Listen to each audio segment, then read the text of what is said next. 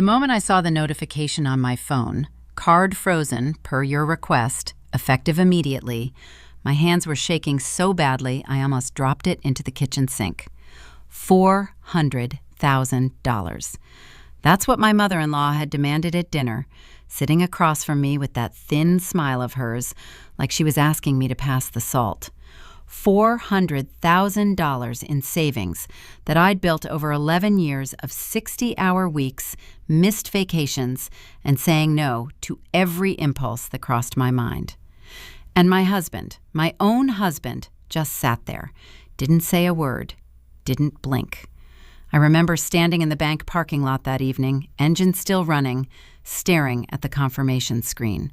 The fluorescent lights of the Chase branch behind me had already gone dark. I'd made it inside with 7 minutes to spare before closing. The teller, a young woman named Priya, must have seen something in my face because she processed everything without a single unnecessary question. She just said, "You're all set, ma'am. Is there anything else I can help you with?" And I wanted to laugh, or cry, or both, because that night when I got home, my mother-in-law was sitting in my living room, in my house, on my couch. And what she did next made me realize that freezing the card was only the beginning. But I'm getting ahead of myself. Let me take you back to where this started, back to when I still believed my marriage was solid, my family was normal, and $400,000 was just a number on a screen that meant security. 3 years ago, life was good. Not perfect Instagram good, but real good. The kind of good where you wake up on a Saturday morning and your husband is already making pancakes, and the dog is doing that stupid circle thing on the kitchen floor, and sunlight is pouring through the windows of a house you actually own. My name is Ashley.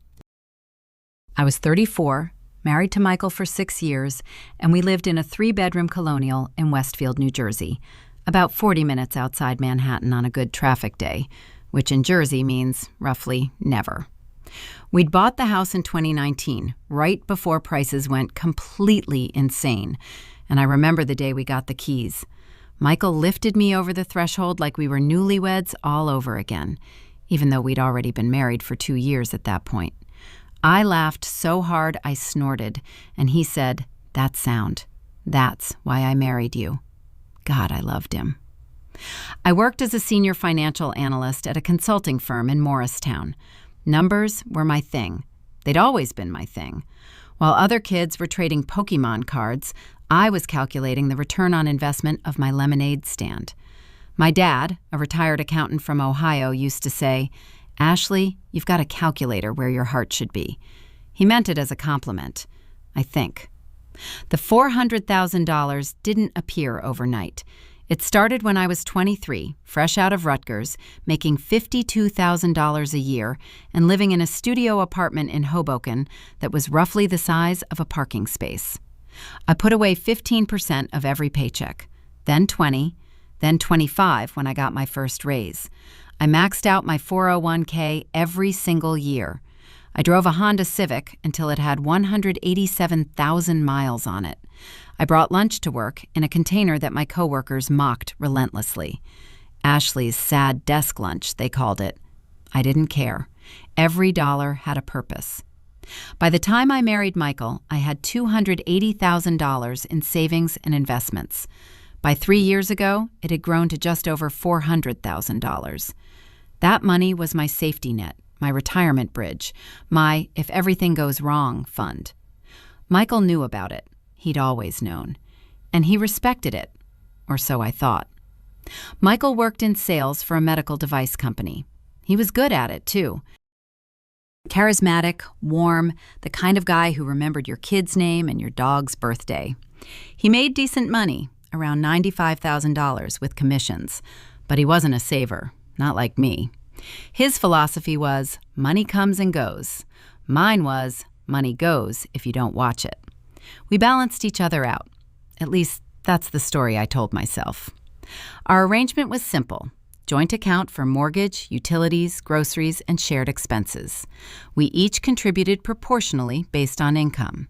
Everything else, personal savings, investments, discretionary spending, stayed separate. It was clean. It was fair. And it worked.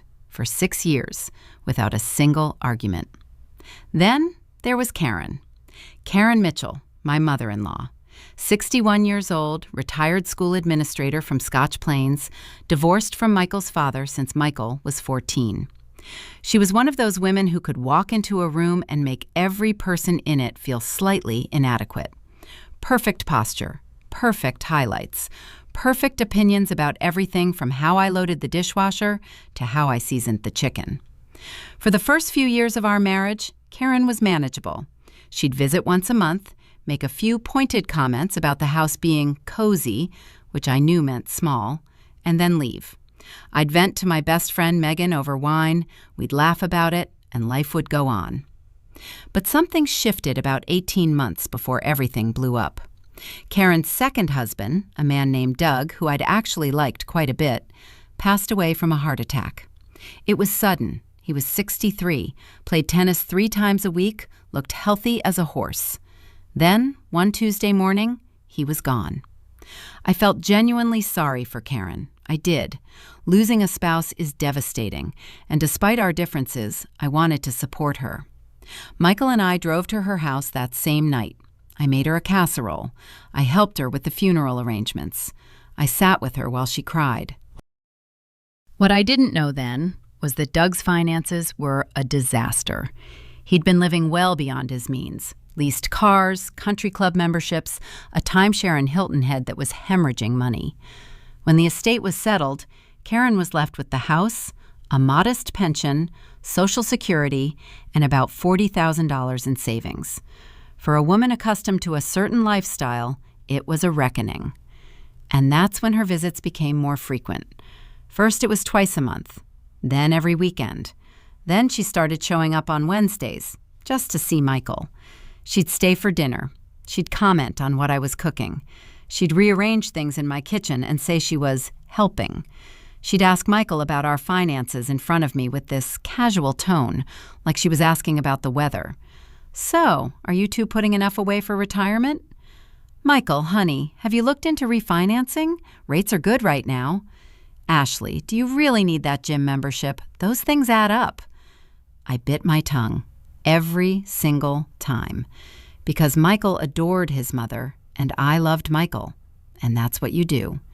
You absorb the small cuts because the big picture is worth it. Or so I thought. The first real warning sign came on a Sunday afternoon in October. The air had that crisp autumn bite. Leaves were turning gold and red along our street, and I was in the kitchen making apple cider from scratch, one of my favorite fall rituals. Michael was in the living room watching football with Karen, who had arrived unannounced for the 3rd time that week. I heard them talking. Not arguing, just talking. But something about Michael's tone made me pause.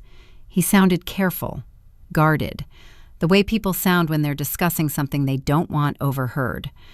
I turned off the stove and moved closer to the doorway. I wasn't trying to eavesdrop. At least, that's what I told myself. "She's always been like that with money," Karen was saying. "Tight. Controlling." "Mom, she's not controlling. She's careful. There's a difference." "Is there? Because from where I'm sitting, my son is living in a house with a woman who has nearly $500,000 tucked away and won't even—" "Mom, stop." A pause. I could hear the football announcers filling the silence. "I'm just saying, Michael, when your father and I were married, what was mine was his, and what was his was mine. That's how marriage works. This separate accounts business—" She made a sound, a little click of her tongue, disapproving, dismissive. "It's not normal." My stomach tightened. I stood there in the doorway holding a wooden spoon, cider forgotten. Michael hadn't told his mother the exact amount in my savings account. I was almost sure of that. We'd agreed early on that our personal finances were between us. So how did Karen know it was nearly $500,000? I walked back to the stove, turned the burner on again, stirred the cider. My hands were steady, but something inside me had shifted, like a picture frame that's been bumped just slightly off-center. You might not notice it right away, but once you do, you can't unsee it. That night, after Karen left, I sat on the edge of our bed and watched Michael brush his teeth through the open bathroom door. "Your mom seems to know a lot about our finances," I said. Casual. Light. He spit into the sink. "What do you mean?" "She mentioned my savings today. Gave a pretty specific number." Michael paused, toothbrush hovering. Our eyes met in the mirror, and for just a second, maybe half a second, I saw something flash across his face. Guilt? Fear? I couldn't tell. It was gone before I could name it. "She's just guessing, Ash. You know how she is. She makes assumptions." Pretty accurate assumption. He rinsed his mouth, wiped his face with a towel, and walked over to me. He sat down, put his arm around my shoulders, and kissed my temple. "Don't worry about my mom. She's still adjusting after Doug. She's projecting, that's all." I wanted to believe him. I really did. And that night, lying in the dark with his arm draped over me, listening to his breathing slow into sleep, I almost convinced myself it was nothing. Almost. Because there was one detail I couldn't shake. When Karen had said nearly $500,000, Michael hadn't corrected her. He hadn't said, "Mom, you don't know what you're talking about." He hadn't laughed it off or changed the subject. He'd just said, "Mom, stop." Not, "That's wrong." Not, "That's none of your business." Just stop. As in, stop saying it out loud. As in, stop saying it where she might hear you. I lay there in the dark, staring at the ceiling, and for the first time in 6 years of marriage, I wondered what else my husband had told his mother that he hadn't told me. The cider sat on the stove all night. By morning, it had gone cold. The weeks that followed that Sunday were like watching a crack spread across a windshield. Slow, silent, inevitable. You know it's happening. You can trace its path with your finger, but you keep driving anyway because pulling over means admitting the whole thing is shattered. I told myself I was overreacting. Karen was grieving. Michael was caught in the middle. The comment about my savings was just a lucky guess. Or maybe Michael had mentioned a ballpark figure in passing, innocently, the way spouses sometimes do. I could live with that. I could forgive that. What I couldn't forgive was what came next. It started with Thanksgiving. Every year, Michael and I hosted. It was our thing. I'd spend 3 days cooking, brined turkey, homemade cranberry sauce, sweet potato casserole with the little marshmallows on top, because Michael was secretly a 5-year-old when it came to Thanksgiving sides. We'd invite my parents from Ohio, Michael's brother Brandon and his wife Jennifer from Connecticut, and of course, Karen. It was always a full table, always warm, always good. This year, Karen called Michael 2 weeks before Thanksgiving and told him she wanted to host instead, at her house in Scotch Plains. It would mean so much to me, she said. First Thanksgiving without Doug. I need to be in my own home, surrounded by family. Michael came to me with puppy dog eyes. "Ash, she's hurting. Can we just do this 1 year at her place?" I said yes. Of course I said yes, because I'm not a monster, and the woman had lost her husband, and it was one Thanksgiving. What was the big deal? The big deal revealed itself the moment we walked through Karen's front door. She'd redecorated. New curtains in the dining room, heavy, cream-colored, expensive-looking. A new centerpiece on the table that I recognized from Pottery Barn's holiday collection. New chair cushions, a new set of wine glasses that caught the light and threw tiny rainbows across the tablecloth. "Karen, your place looks beautiful," I said, because it did, and because I was trying. She smiled. "Thank you, sweetheart. I figured if I'm going to be alone in this house, I might as well make it feel like home again." Something about the way she said alone, with this performative little catch in her voice, made my teeth clench. But I let it go. I set down the pie I'd brought, hung up my coat, and poured myself a glass of wine. Dinner was fine. My parents were their usual lovely selves. Brandon and Jennifer brought their 2 kids, who immediately disappeared into the basement to play on their tablets. The turkey was dry. Karen had overcooked it by at least 30 minutes, but nobody said a word. We talked about football, about the kids' school, about my dad's knee replacement that was scheduled for January. Then, somewhere between the main course and dessert, Karen steered the conversation. "You know," she said, setting down her fork with exaggerated care, "I've been thinking a lot about the future lately, about security, about what it means to really take care of family." My mother, Linda, nodded sympathetically. "That's natural, Karen. After a loss like yours, it takes time to feel stable again." "Exactly." Karen looked at my mother with an expression of deep gratitude, as if Linda had just handed her a lifeline. Then she turned to Michael. "That's actually something I wanted to discuss with everyone here." I felt it before it happened, that prickling sensation at the back of my neck, like the air before a thunderstorm. "Michael and I have been talking," Karen continued, "and I think it makes sense for me to move in with you two, temporarily, just until I get back on my feet." The table went quiet. My fork froze halfway to my mouth. I looked at Michael. He was staring at his plate. "Michael and you have been talking," I repeated. Not a question, a statement, flat as a board. "It just came up last week," Michael said quickly, still not meeting my eyes. "I was going to mention it to you, but you decided Thanksgiving dinner in front of both families was a better venue?" "Ashley," Karen's voice was gentle, concerned, the voice of a reasonable woman dealing with an unreasonable daughter-in-law. "No one is ambushing you. I just thought, with everyone here, we could have an open conversation about it." My father cleared his throat. My mother put her hand on his arm, their silent signal for "let it play out." "Karen," I said, and I was proud of how steady my voice was, "I wish Michael had talked to me about this privately first, but I hear you. Let's discuss it, privately, after the holiday." "Of course," Karen said, smiling. "Of course, sweetheart." She called me sweetheart the way some people call a waitress hun, with a thin coating of warmth over something cold. The rest of Thanksgiving was a performance.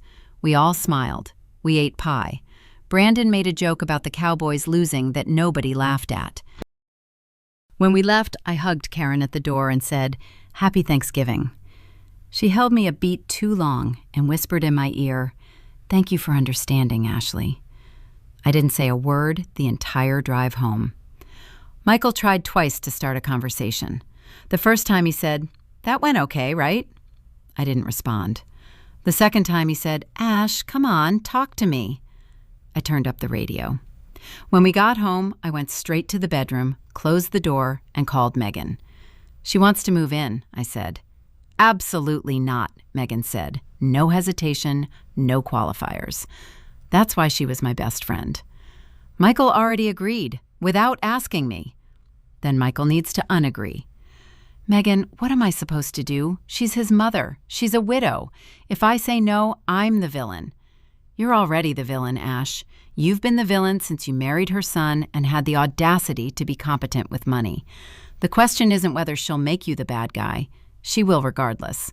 The question is whether you're going to let her move into your house and make your life hell from the inside." She was right. I knew she was right. But knowing something and doing something about it are two very different things. The next morning, I sat Michael down at the kitchen table. No distractions, no TV, no phone. "Your mother is not moving in," I said.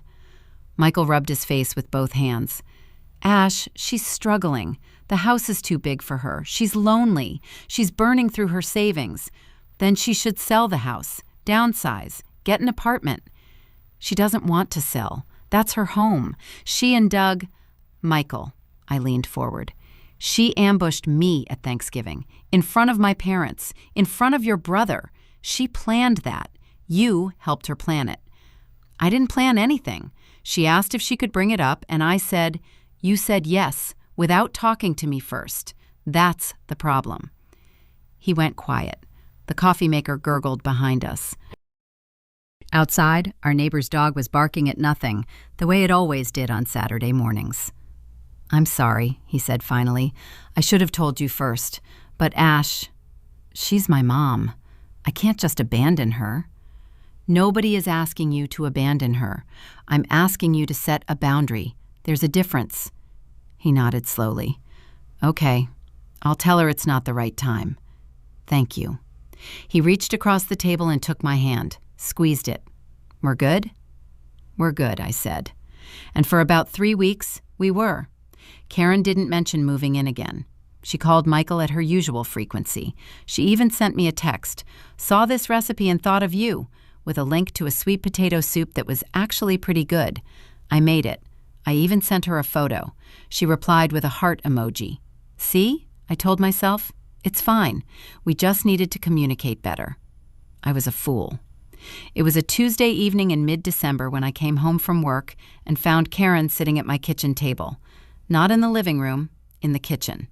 My kitchen, with a folder open in front of her and Michael sitting across from her, looking like a man who'd been caught shoplifting. "What's going on?" I said, setting my bag down slowly. "Ashley, come sit," Karen said. Not a request, an instruction. I didn't sit. I stood in the doorway, coat still on, keys still in my hand. "Michael?" He wouldn't look at me.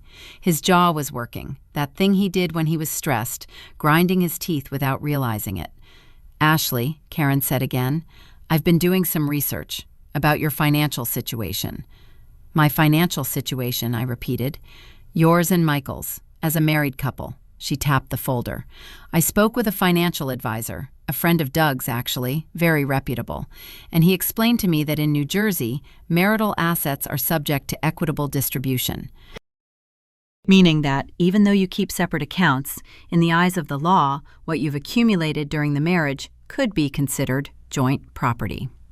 My blood turned to ice. Not because she was wrong. She wasn't entirely wrong, technically, though the reality was far more nuanced than she was making it sound, but because she had gone out of her way to research the legal framework around my money. My savings. The money I'd been building since I was 23 years old. "Karen," I said, "why are you researching the legal status of my savings?" She folded her hands on the table, that thin smile again. "Because I think it's time we had an honest conversation about family responsibility. I'm 61 years old. I'm alone. My savings are dwindling, and my son, my only source of real family, is married to a woman sitting on $400,000 while his mother struggles." There it was, the number. Specific, exact. Not nearly $500,000 this time. 400,000. She knew. And the only person who could have told her was sitting across from her, still staring at the table like a child in the principal's office. "Michael," my voice came out sharp enough to cut glass, "did you tell your mother the exact amount in my savings account?" The silence that followed was the loudest sound I've ever heard. "He didn't have to tell me," Karen said smoothly.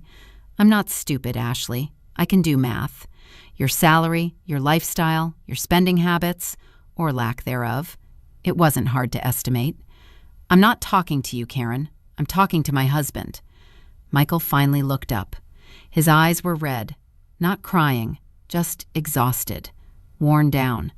The eyes of a man who'd been pulled in 2 directions for months and had finally stopped resisting the stronger current. "I told her," he said quietly.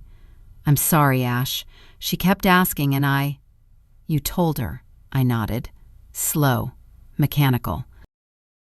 "What else did you tell her?" "Ashley, this isn't an interrogation," Karen snapped, and for the first time, the mask slipped. Just for a second. Underneath the concerned mother act, underneath the sweet voice and the folder and the legal research, there was something hard and calculating and hungry. I saw it, and she saw me see it. The room shifted. Something fundamental rearranged itself between the 3 of us, like tectonic plates grinding past each other deep underground. No earthquake yet, but the pressure was building. I looked at the folder on my kitchen table. I looked at my husband, who had betrayed my trust and couldn't even hold my gaze. I looked at my mother-in-law, who had walked into my house with a legal strategy to claim my life's savings. And I made a decision. "You're right, Karen," I said. My voice was calm, almost pleasant. "Let's have that honest conversation. But not tonight. I need time to think." Karen's eyes narrowed, just slightly. She'd expected a fight. She'd prepared for a fight. My calm unsettled her. "Of course," she said. "Take all the time you need." I smiled at her. Then I turned, walked upstairs, and locked the bedroom door behind me. I sat on the bed in the dark for 20 minutes, listening to Karen's car start and pull away, listening to Michael's footsteps pace the kitchen below me. My phone was in my hand. My banking app was open. And I was doing math. The kind of math that doesn't involve numbers. The kind where you calculate how much of your life you're willing to lose. The next morning, Michael left for work at 7:30. I called in sick. And at 9 o'clock, I was sitting in the parking lot of the Chase branch on North Avenue, waiting for it to open, with a list of questions I never thought I'd need to ask. But when I walked inside and sat down with the branch manager, a calm, gray-haired man named Robert, the first thing he said stopped me cold. "Mrs. Torres, I'm glad you came in. We actually flagged some unusual activity on your account yesterday. Were you aware that someone attempted to add an authorized user?" The room tilted. Not literally. The floor stayed level, the fluorescent lights stayed steady, Robert's desk stayed exactly where it was. But something inside me lurched sideways, like the moment a roller coaster crests the hill and your stomach hasn't caught up yet. "Someone attempted to add an authorized user?" I repeated. Each word came out slow, deliberate, as if I were translating from a foreign language. Robert adjusted his glasses and turned his monitor slightly so I could see it. Yesterday afternoon, at approximately 2:47 p.m., a request was submitted online through the account portal to add a secondary authorized user to your individual savings account. The name submitted was Karen Mitchell. I stopped breathing. I'm not being dramatic. I literally forgot to inhale for what felt like 10 seconds. Robert must have noticed because he said, "Mrs. Torres, can I get you some water?" "Who submitted the request?" My voice sounded like it belonged to someone else, someone far away. "It was initiated through your online banking credentials, your login, your password. However, our system flagged it because the IP address didn't match your usual activity patterns, and the device used was not one previously associated with your account. That's why it was held for review rather than processed automatically." My login. My password. I thought of my laptop sitting on the kitchen counter. I thought of the sticky note inside my planner, the one where I'd written my banking password because I kept forgetting it after the last mandatory reset. The planner that lived in the drawer of my nightstand, in the bedroom, in my house, where Karen had been sitting just 12 hours ago with a folder full of legal research and my husband's guilty face. "It wasn't me," I said. "I did not submit that request." Robert nodded. "That's what I suspected, which is why I'm glad you're here. We can file a formal dispute, flag the attempt as unauthorized, and I'd strongly recommend changing all your credentials today.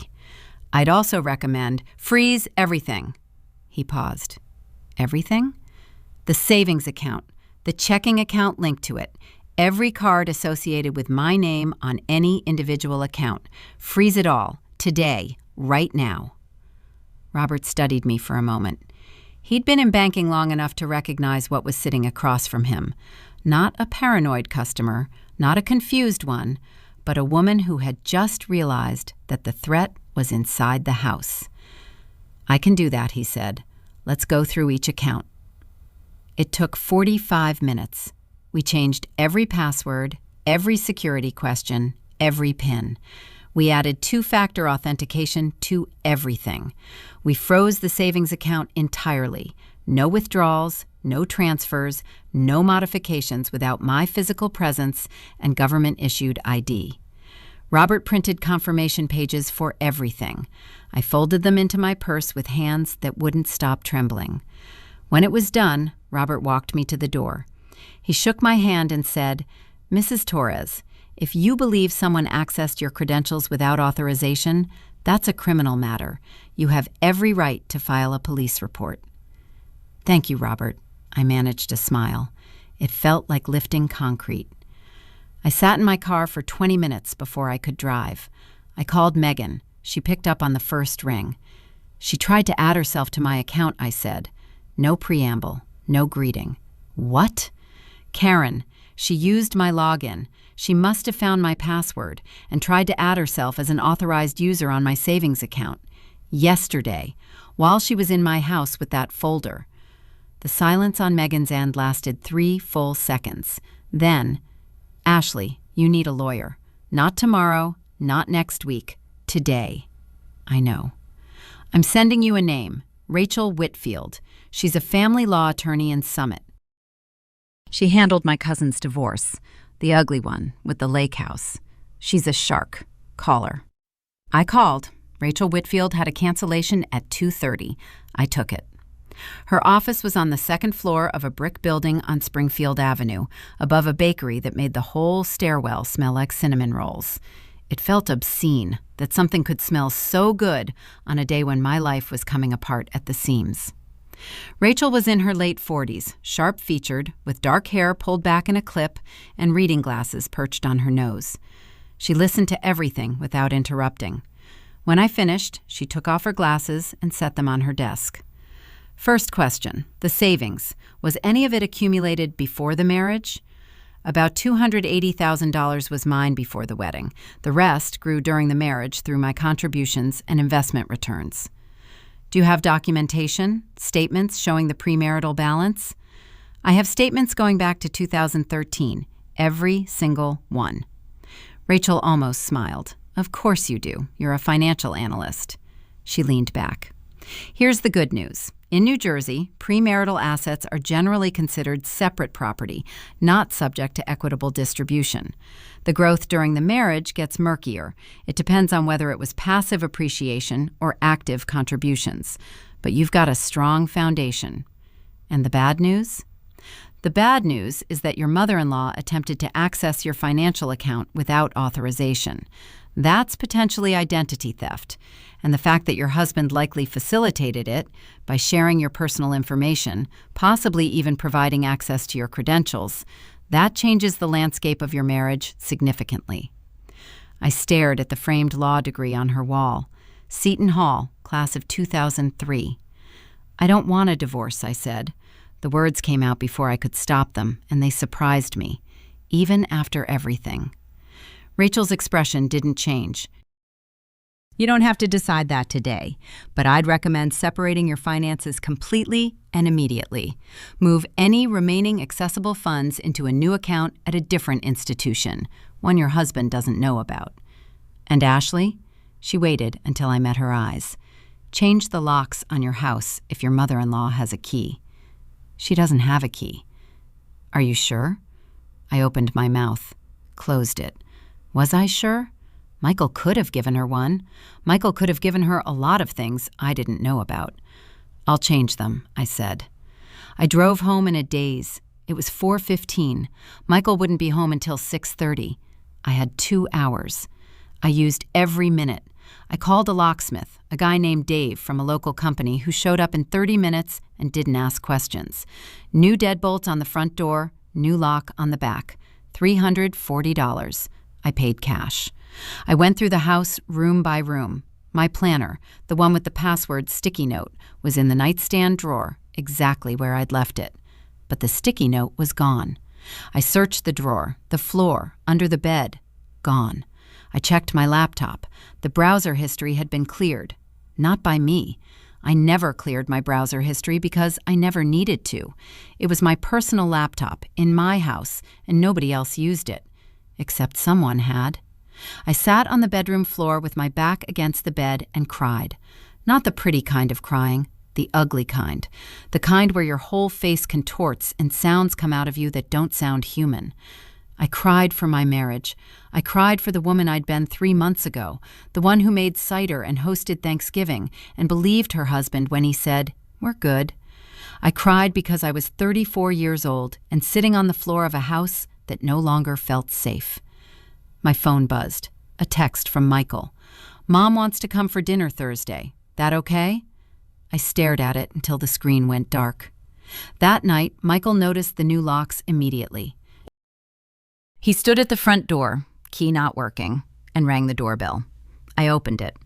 His face was confused, then annoyed, then, when he saw my expression, afraid.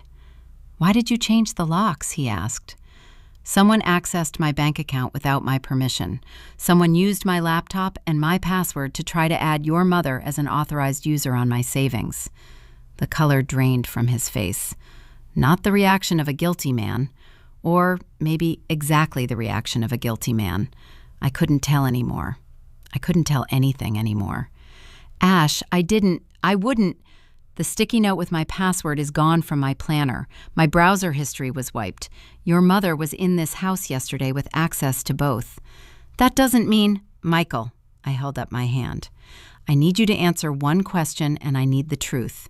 Did you give your mother my banking password? No. The word came out fast, hot, defensive. God, no. Ash, I would never. Did you tell her where I keep it? This time the pause was a fraction too long, a splinter of a second, but I caught it. 11 years of watching numbers had trained me to notice fractions. Michael, he exhaled, ran his hand through his hair, looked at the ceiling. She asked me once if you kept financial stuff in the bedroom. I said you had a planner in the nightstand. That's all I said. I didn't know there was a password in it. I swear to God, Ashley. But you knew she was looking for financial information about me, and you pointed her in the right direction. I didn't think she'd... You didn't think. I stepped back from the doorway. That's the problem, Michael. You never think when it comes to her. He slept in the guest room that night. I lay in our bed, my bed, staring at the ceiling the same way I had after that Sunday with the cider. But this time, the picture frame wasn't just tilted. It was on the floor, glass shattered, and I could see the blank wall behind it. The next 3 days were the worst of my life.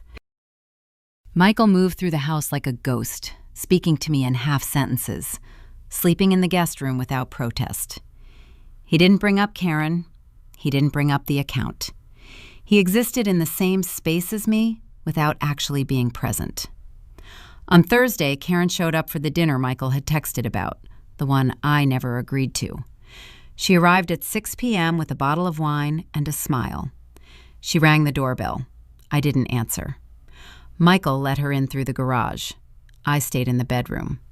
I could hear them downstairs, Karen's voice, bright and social, asking Michael where I was.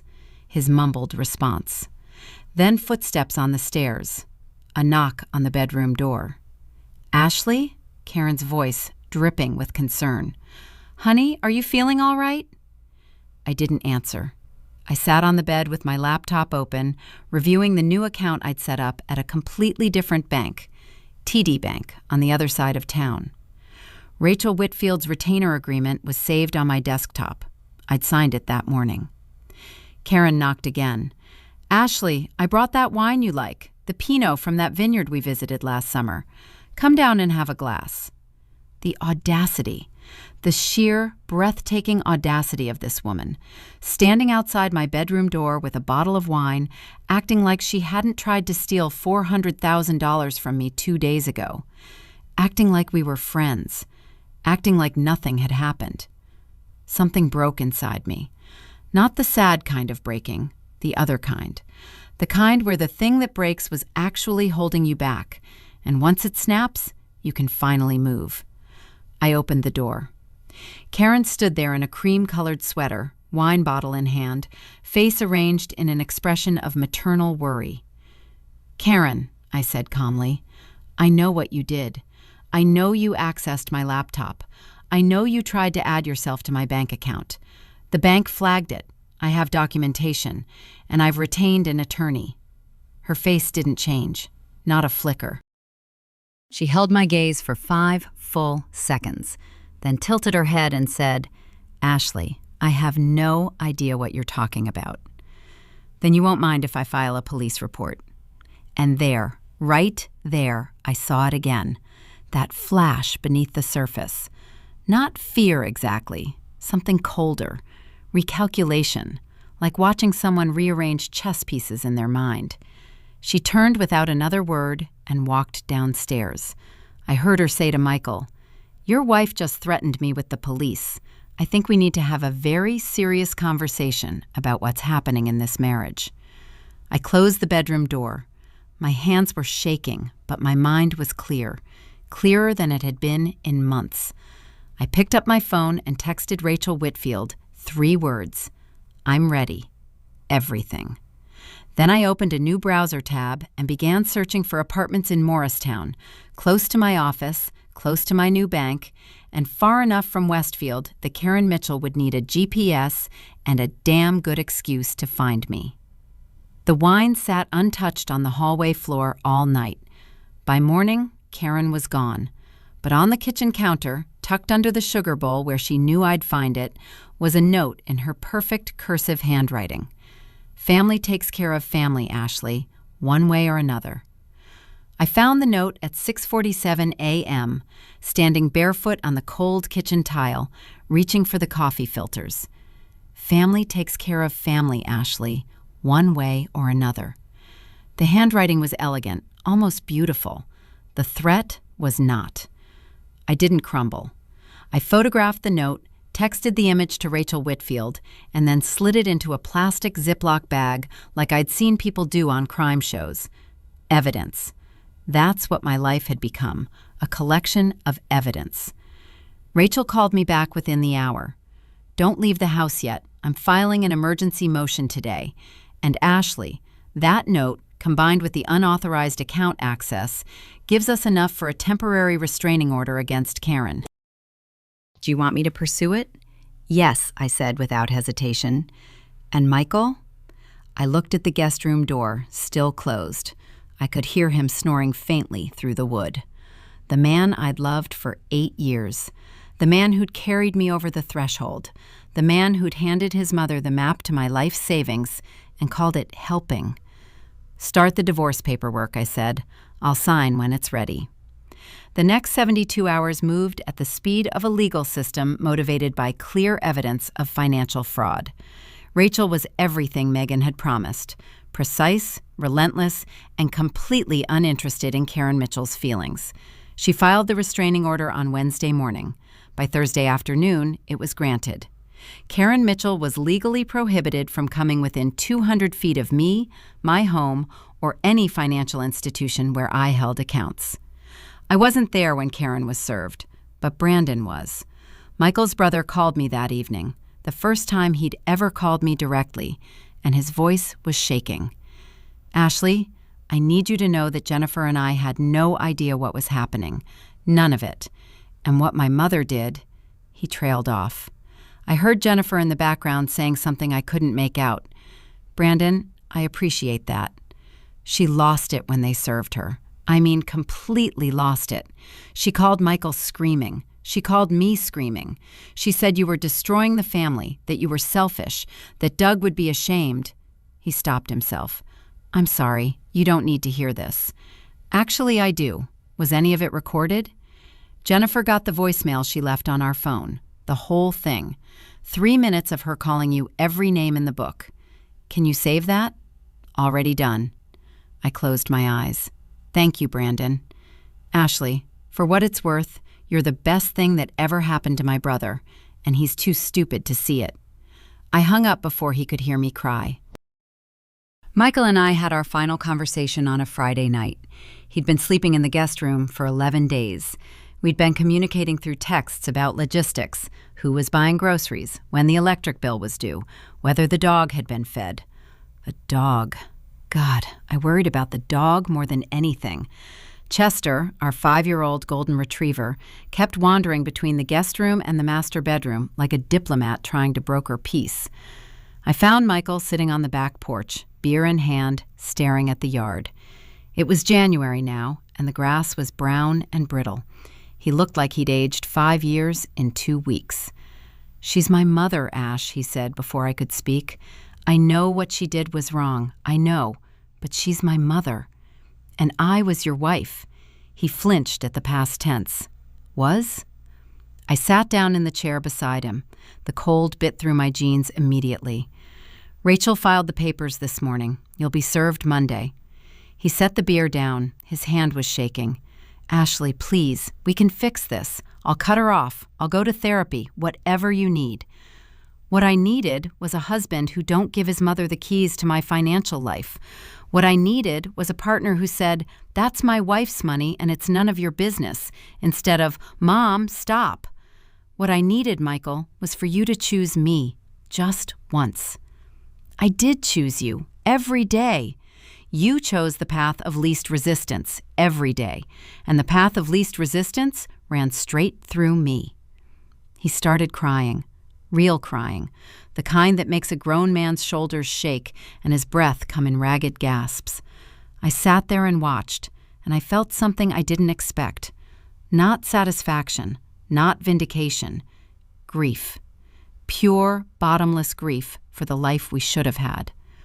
"I'm keeping the house," I said quietly. "Rachel says the premarital assets are clearly mine, and since my down payment was 70%, the equity split favors me heavily. You can have the furniture." "I don't want it. Too many memories." "And Chester?" My throat closed. "We'll figure that out." He wiped his face with the back of his hand. "My mom, she's telling everyone you stole from her, that you manipulated me. She's posted on Facebook. I know. Rachel's documenting everything. If she violates the restraining order or continues the defamation, we'll pursue legal action." I paused. "Michael, I need to ask you something, and I need you to be honest." He nodded. "The folder she brought that night, the one with the legal research about equitable distribution. Did you help her put that together?" The pause told me everything, but he answered anyway. "She asked me to print some articles from legal websites. I thought she was just trying to understand how things work. I didn't know she was building a case to take your money." "But you suspected." "Maybe. Yeah. Maybe I did." He stared at his hands. "I told myself it was harmless, that she was just anxious about her own finances and projecting. I told myself a lot of things." "I know," I said. "I told myself a lot of things, too." I stood up. The porch light cast a yellow circle around us, and beyond it, the yard dissolved into darkness. Somewhere down the street, a car door slammed. Normal life continuing without us. "I'm sorry, Ashley." His voice cracked on my name. "I'm so sorry." "I know you are," I said. And I meant it. He was sorry. He'd always be sorry. But sorry doesn't rebuild trust, and sorry doesn't undo the moment I found my password missing from my planner, and sorry doesn't erase the image of his mother sitting at my kitchen table with a folder full of strategies to take what was mine. The divorce was finalized in April. Rachel Whitfield earned every cent of her fee.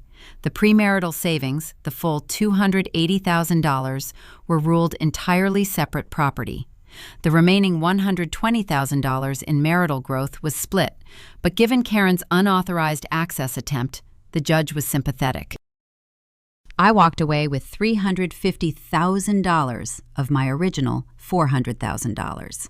Michael got the rest, plus his own accounts, plus a monthly reminder of what happens when you let your mother run your marriage.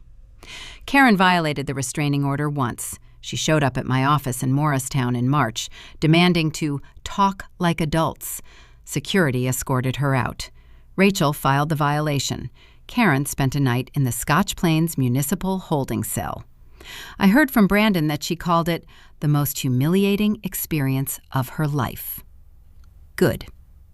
I moved into a 2-bedroom apartment in Morristown, 12 minutes from work. It had hardwood floors, big windows, and a balcony where I could drink my coffee in the morning without listening for Karen's car in the driveway. Chester came with me. Michael agreed without a fight, the one decent thing he did in the entire process.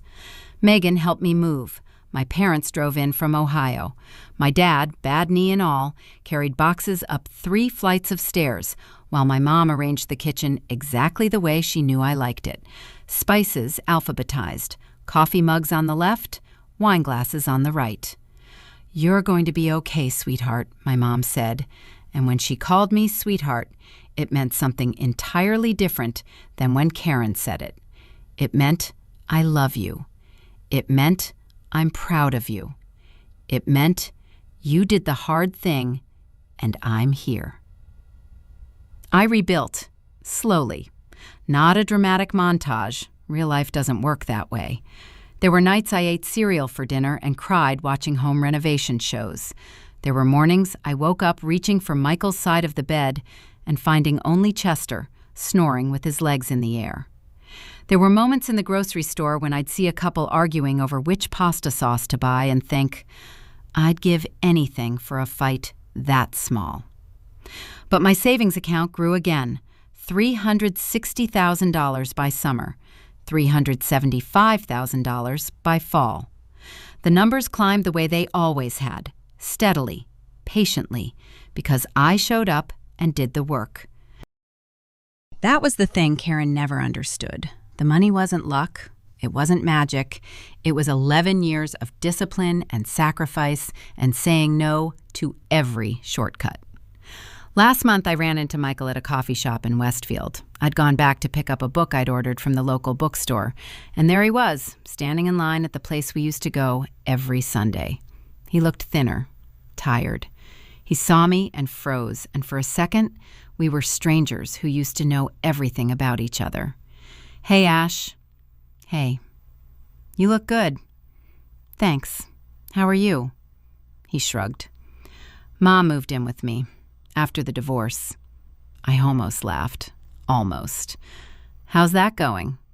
He gave me a look, the kind of look that contained an entire confession, and said, She rearranged my kitchen last week, threw out my coffee maker because it was too old. This time, I did laugh. I couldn't help it. And he laughed too, and for 1 second, we were us again. The us from the pancake mornings and the threshold carry and the snort laugh that made him fall in love with me. Then it passed. Take care of yourself, Michael, I said. You too, Ash. I walked to my car. Chester was waiting in the back seat, tail going crazy when he saw me. I drove home to my apartment with my locks and my coffee mugs and my savings that nobody could touch, and I made myself dinner.